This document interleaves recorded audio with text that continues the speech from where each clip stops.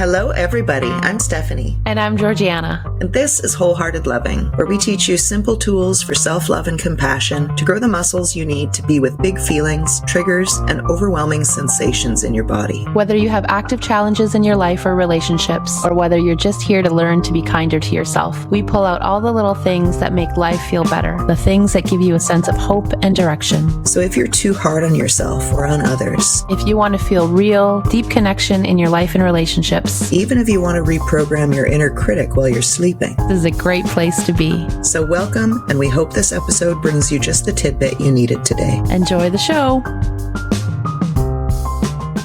Hello, everybody. Welcome. We're going to be doing a hands-on self-connection practice today. And just a heads up that I had to phone in to record, which is why there is no video. You can find self-connection prompts for this episode and every episode on our Instagram at Wholehearted Loving. And you can learn more about us and how to practice with us live on our website at wholeheartedloving.com. So today's self-connection practice we'll just launch right into. Sounds good. I think as usual, just getting a sense for what you're sitting on or what you're standing on, what you're laying on. I was doing not a practice. I was just like at the gym with someone recently, and we were laying on our backs doing an exercise.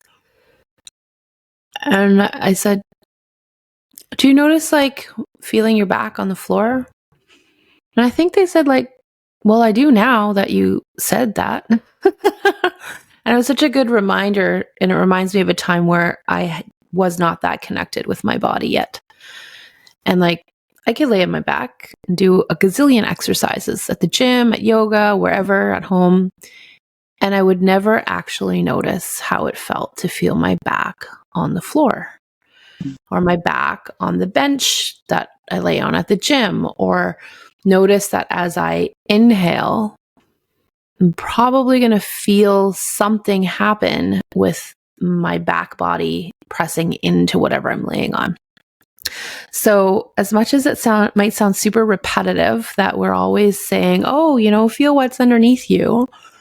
For a lot of us, that's actually really new. You stand all the time. You sit all the time, you lay all the time, but you may not be aware of the sensation of what it feels like to feel your body connected to the surface underneath you. And even when you're not new, you need reminders. I need reminders. Yes. So let's feel for that. And sometimes when I feel for it, sometimes I have an awareness just to think about it and I can feel it. But sometimes I need to move a little and squish myself into it to really feel what that sensation feels like. And the practice today is to let your hands land somewhere on your body where it feels pleasant or decent. And there's another part to this is some people say, but I don't want to have my hands on my body. And that's totally okay. And so maybe it's that you want to have your hands touching something else. Or what I noticed earlier is one hand felt good to have on my body and another hand felt good to smush it into the ottoman. And actually right now what I'm doing is one hand is on my chest, one hand is on the ottoman, but it's sort of tucked in under my thigh. So I feel the pressure of my thigh on my hand, and I also feel my hand smushing into the ottoman.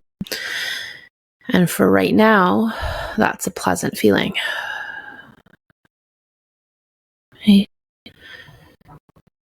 And so we're trying to practice noticing what feels pleasant or decent. And in trying to find that, you might first notice what doesn't feel good at all. And this is a reminder to make tweaks until it feels pleasant or decent.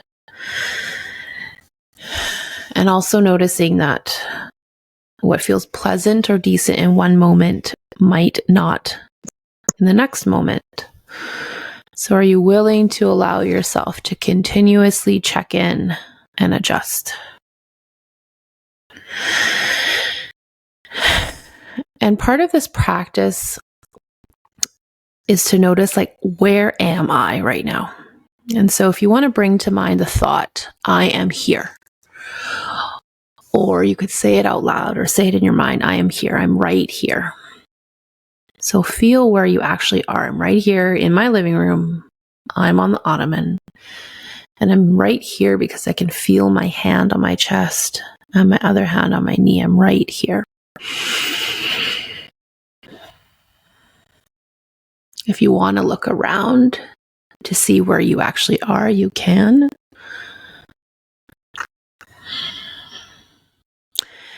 And I also like bringing in this image and this idea, which is imagining if you've ever had a hard time or felt a little vulnerable, what it's like to hear the voice of a trusted friend, someone who you know cares about you.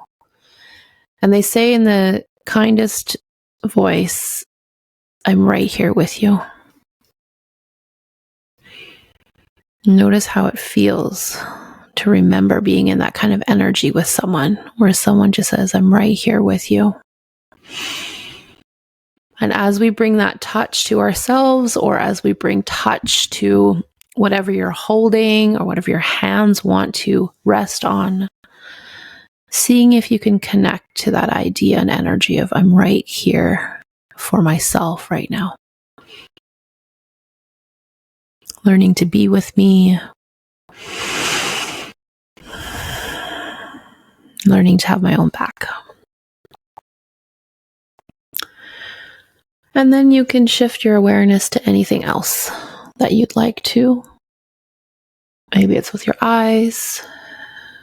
Maybe it's with touch. Maybe it's noticing your breath. But essentially, sort of just allow yourself to carry on with what's next. Like, these practices don't have to last a very long time. It's just a momentary check-in. And then what I like about the practices is carrying on with my day. So letting yourself carry on with what's next.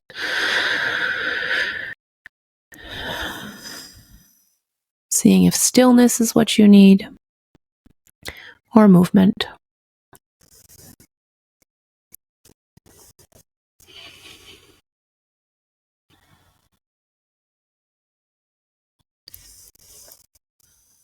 Noticing what it's like to connect with yourself in that way.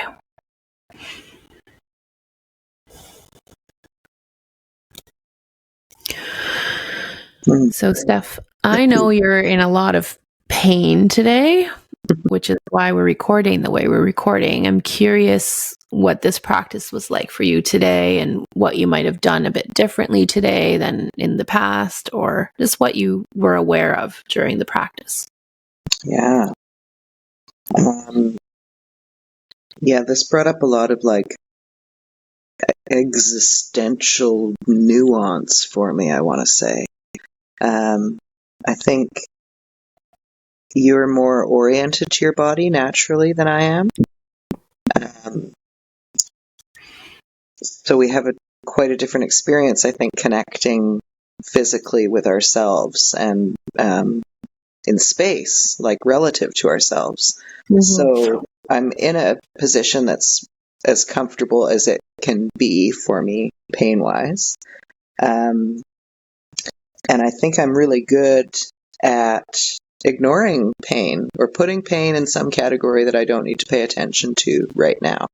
And I don't know if this is wiring or learned, or like some degree of neurospiciness or something, but I'm really struck by how difficult it is for me, or how unnatural.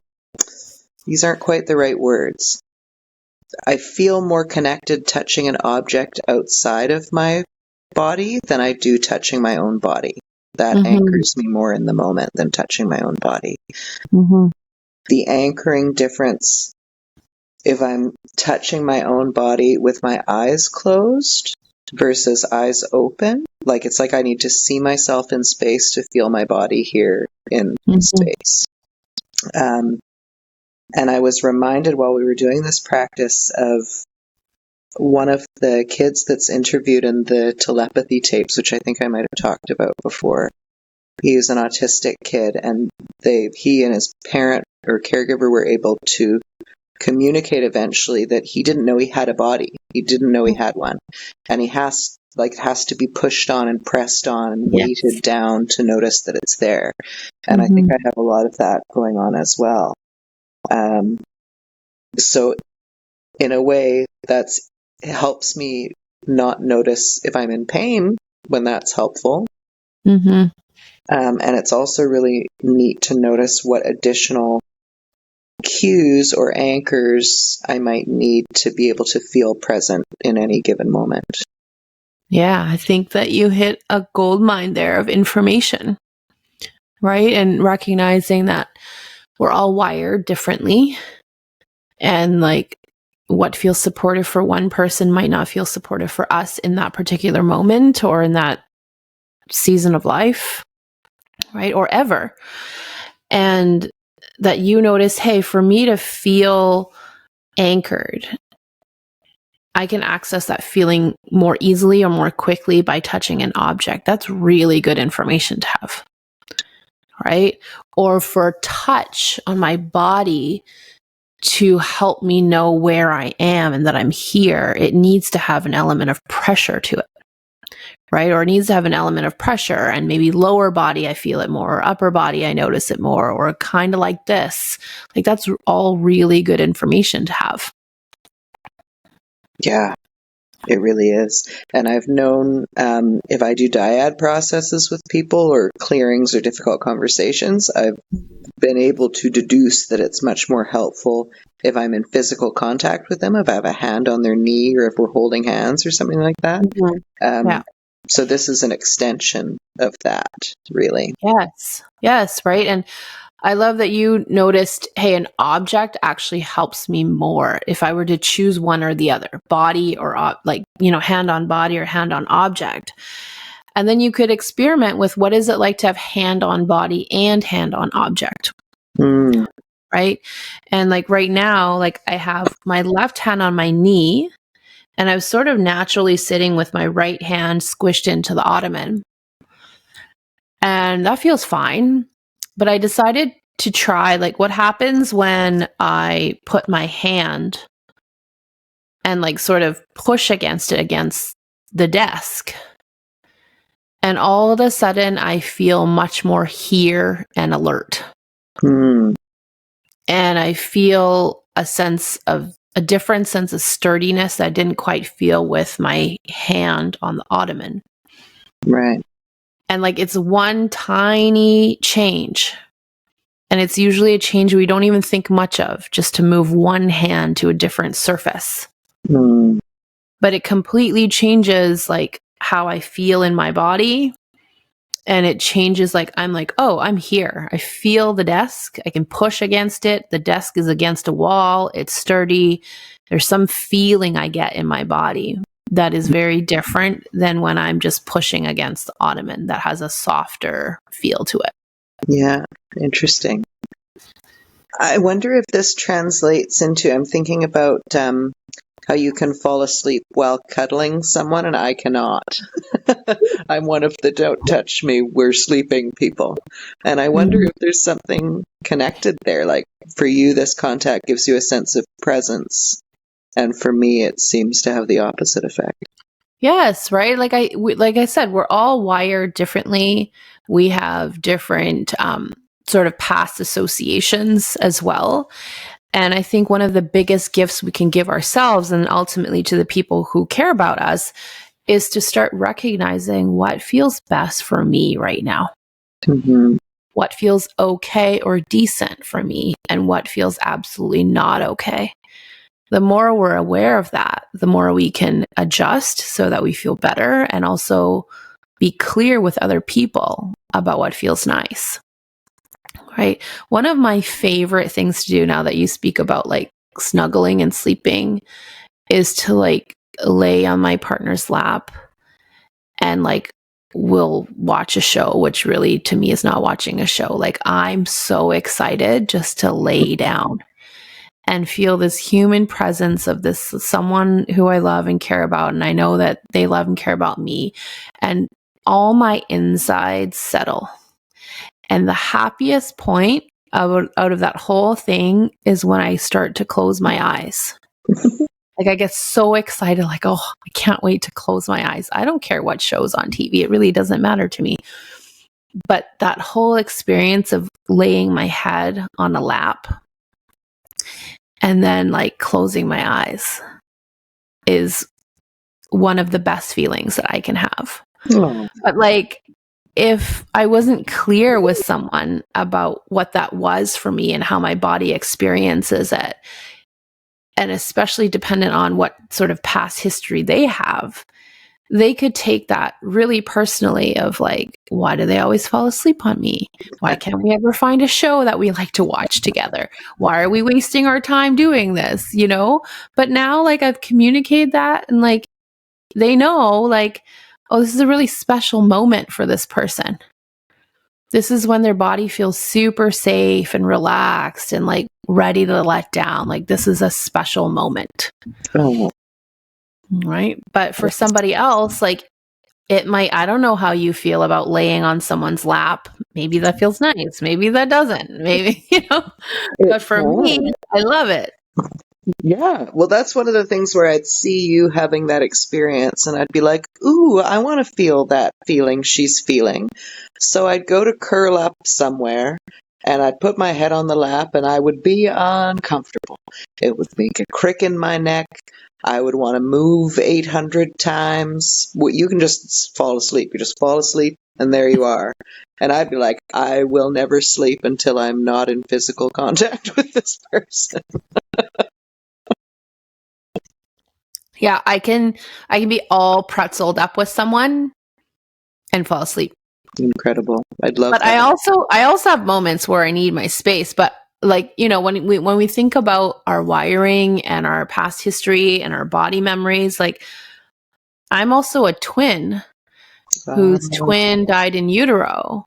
And I often wonder, like, there's probably something really wired up in me that's comfortable being all entangled with someone physically. Right. And it brings a lot of comfort. Right. Right? Wow. And so to contrast, I love how opposite we are. This is even one in utero, even opposite. I was alone in there. But more than just alone, my mom, at some point in her life, this is part of family lore, had met a doctor who told her that she had the same psychological condition that he had, which was that you have no use for or need for other people. Everyone else can and should please just go away. So that was in the, amniotic sac there with me. And here we are today. Please don't touch me while I'm sleeping. Hilarious. That's funny. I like it because you do like a snuggle, but not when you're sleeping or trying to fall asleep, right? Yeah. And I think that is another good thing to know about us. There's nuance. It's not that you don't like snuggling. Yeah. In fact, I love snuggling, and we've got a very snuggly friend, Kara, who likes to snuggle up on me sometimes. And because we are so self-aware and communicative, she knows that I need to move every 15 seconds, and she's okay with that. So it's this, it's like contact improv snuggling sort of thing, where she still gets what she needs, and so do I. Perfect. Yeah. A match made in heaven. Alignment. Mm-hmm. That's right. An expression. Because there definitely is a time where I would have been like, oh, she wants to snuggle. I love that so much that I'm just going to sit here rigidly until my body starts complaining, and then I'll ignore it. Because it's like when a cat climbs in your lap and you're like, well, shoot, I'm uncomfortable, but I don't want to move because the cat is finally settled in the lap, so we'll just stay here forever. That's motherhood also, when your child is sleeping on you. Oh, forget that I have to pee or I'm in pain. Don't move. Don't wake the child. Yeah. Oh, yeah. Yeah. Right. And I think so you have found a way to not sacrifice your own comfort in order to allow this snuggling to happen. Right now we're talking about snuggling, but really it applies to everything. And our friend Kara has found a way to enjoy snuggling with you, knowing that there's going to be a lot of movement and that she doesn't have to take that personally. Like, I could just imagine sort of knowing who she is and knowing my own wiring of like what I might first imagine if someone's moving around all the time. Oh, maybe they're not comfortable, or how do I make them more comfortable? Or like maybe they're just snuggling with me because they think I want it, and all the things, right? But when we learn that it's not all about us, and we learn that it's okay to like it a certain way, it makes it easier to find a new, better dance that works for both people. Yeah. Yeah. I love that. Nice. This reminds me of like a friend of mine who I think she would have, before we all use the term neurodiverse or whatever the term is now, she would have told us. She told us, she's like, I'm wired differently, you know, and I don't like to be touched. And I think there's more nuance now that she can probably bring to that. It's, I like to be touched in this way at this time, right? For this purpose. And that always makes me happy when we can return back to some type of human touch that we get to discover is pleasant for us. Yeah. This search for love and connection, and in this case, human touch. I think we so naturally want it and seek it out. And then it's so natural to be conditioned by all the things we see in the world. How is everybody else accepting connection and touch? I should do all those things. And when they don't feel good or comfortable, we think there's something wrong with us, and we just clam up, and then we just default to, oh, I blanket don't like X, Y, or Z. When there is, in fact, a lot of nuance. I would like it if this, that, and the other thing. And we just haven't yet found the language or found what specifically feels good to us. And normalizing all of that, because it all just comes down to us wanting connection, and we all deserve that. And normalizing discovery of like what feels good for us personally, but also normalizing discovery between us and a different person. Right? Because what you enjoy with one person might not be what you enjoy with another person, or you would enjoy something with this person, but it doesn't feel good for them. And I don't think we need to assume that no touch would feel good. Right? And this reminds me, this dad that I talked to, he had 2 teenage boys, and one was very snuggly and wanted to cuddle and wanted arms around each other all the time and wanted to, I think, roughhouse. And he was the younger one. Not that always makes a difference, but sometimes. And it was really sweet to watch them, interact that way. And then there was an older son, more in the teen years.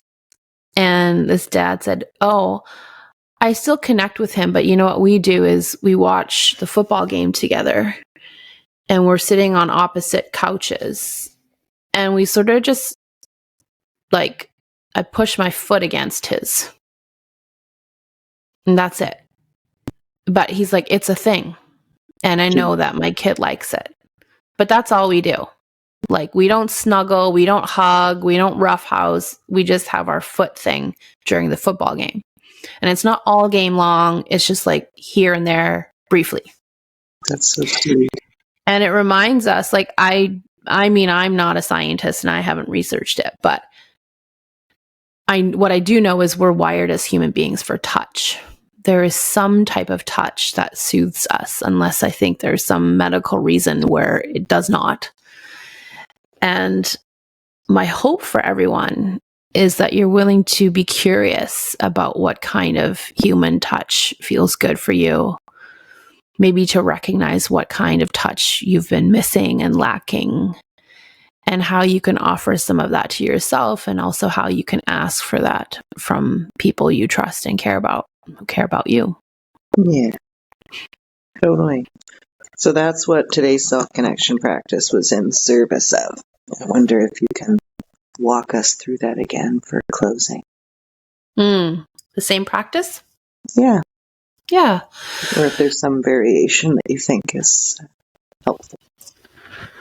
Well, I think a variation that's neat is placing one hand on your body and one hand on something else, whether it's holding an object or leaning against an object or pushing against it, and noticing how that feels.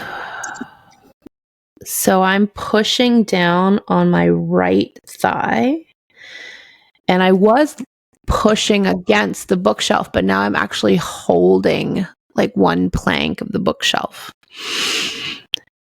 And I'm not doing this necessarily because it feels good. It doesn't feel awful, but I'm just doing it to notice how it feels. And then I would say, switch something up. Change up the hand that's on your body to place it somewhere else on your body, if that feels okay to do. And notice what feels better. Where your hand originally was or where it is now. And then you can also change up the hand that was touching an object. Touch something else. Ooh, I don't like that.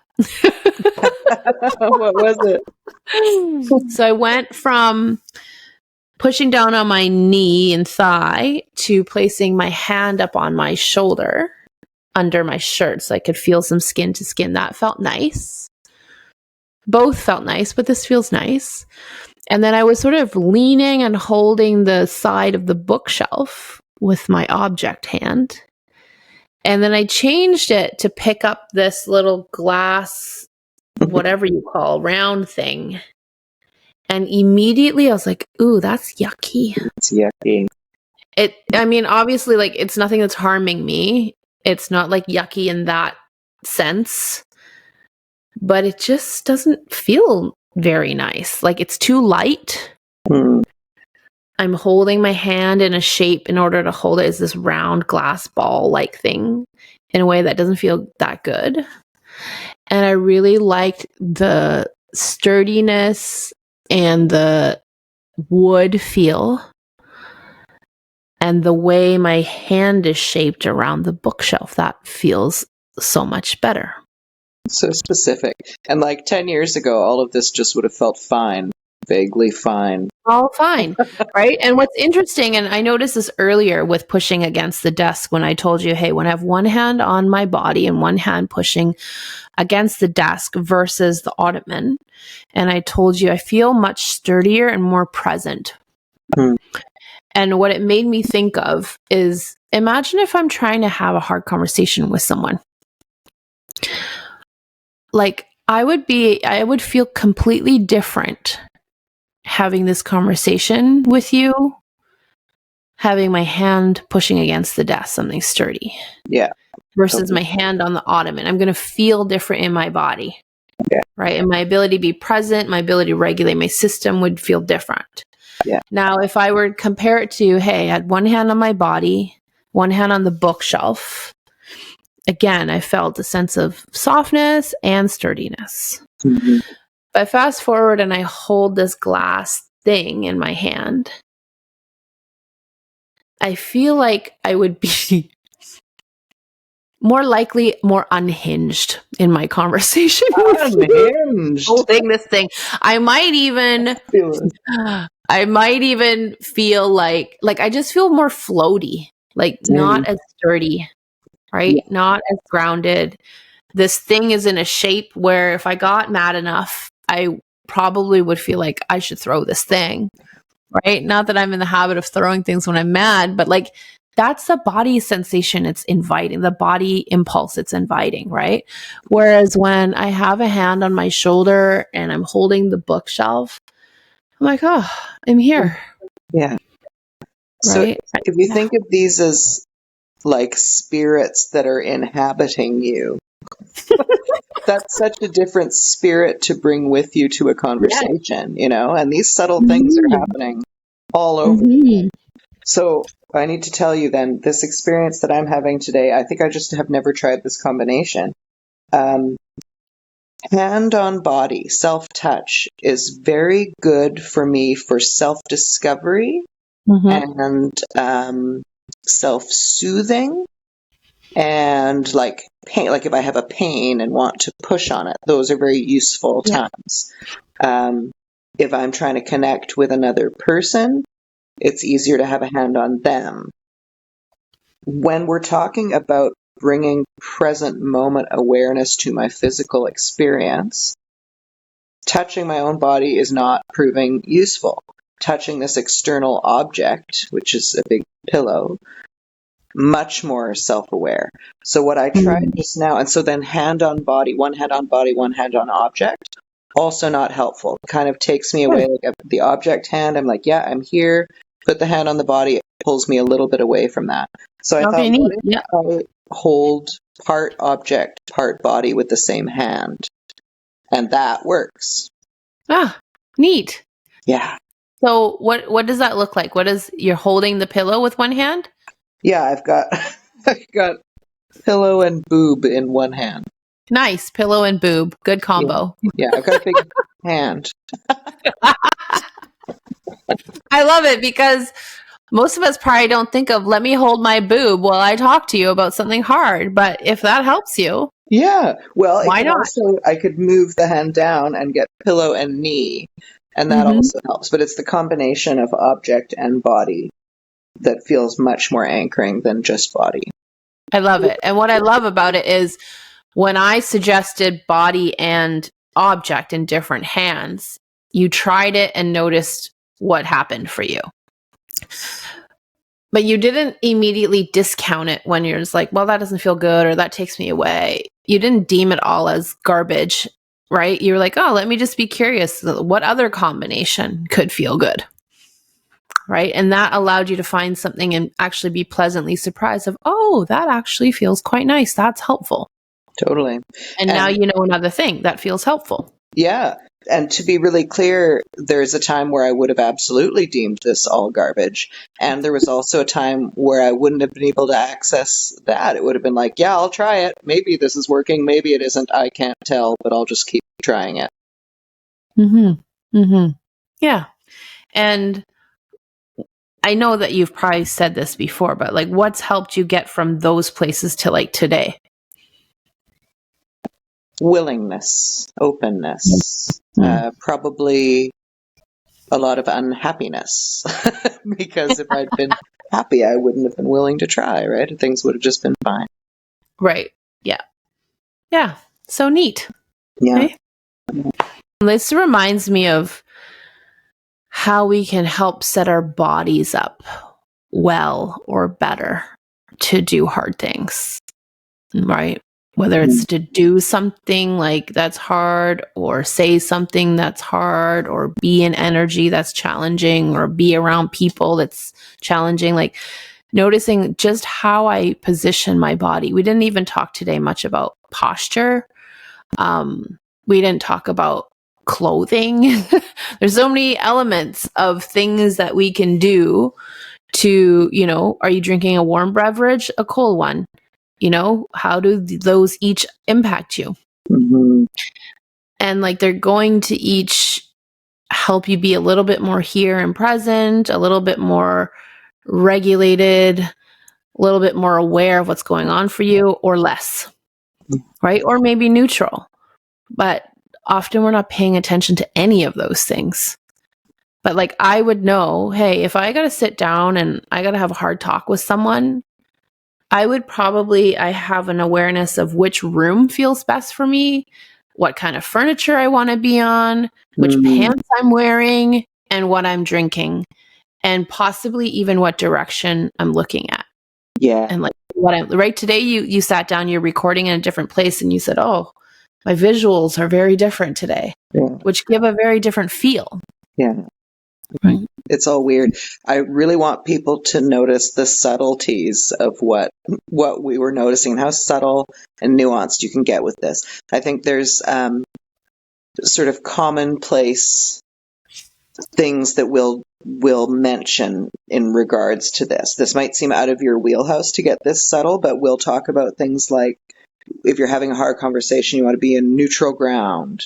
Or, if you go into a restaurant, you feel more comfortable if you're facing the door. Like, there's a lot of these things that are already running your program, and just getting so subtle and nuanced can be really helpful. And recognizing you might be in a position where you don't know yet. Yeah. You don't know which room feels best for you, or where you want to sit, or what you want to look at when you're having a hard conversation. And that's okay. And when you try all these different things out that we're suggesting, you might not notice what feels good or decent or bad. And that's okay. It's just practicing trying something new and noticing what you are aware of, right? Maybe you notice, I'm holding a stone in my hand. I'm holding a stone in my hand. I have no idea how it feels, whether I like it or not. That's okay.